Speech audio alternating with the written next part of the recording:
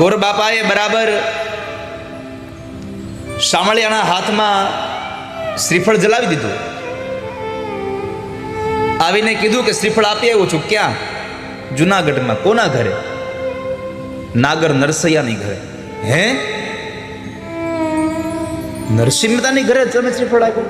મારી દીકરી તો દુખી દુખી થઈ જાય. એની ઘરે કરતાલ સિવાય ક્યાં કાંઈ છે? તમે ના પાડી દો. બ્રાહ્મણે કીધું કે મહારાજ, અંગૂઠો કયો તો કાપીને દઈ દઉં, પણ જે અંગૂઠાથી ચાંદલો કર્યો છે હવે ભૂવા હું નહીં જાઉં. હું નહીં જાઉં.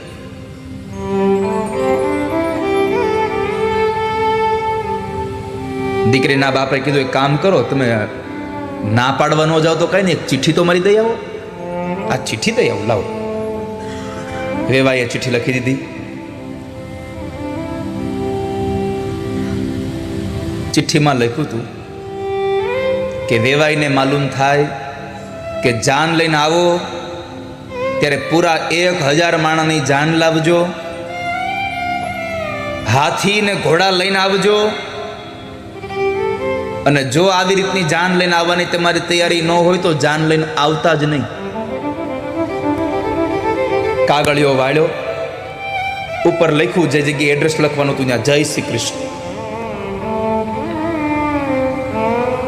ભૂદેવે આવીને નરસિંહ મહેતાને કીધું કે તમારા વેવાએ કાગળ આપ્યો છે, લ્યો.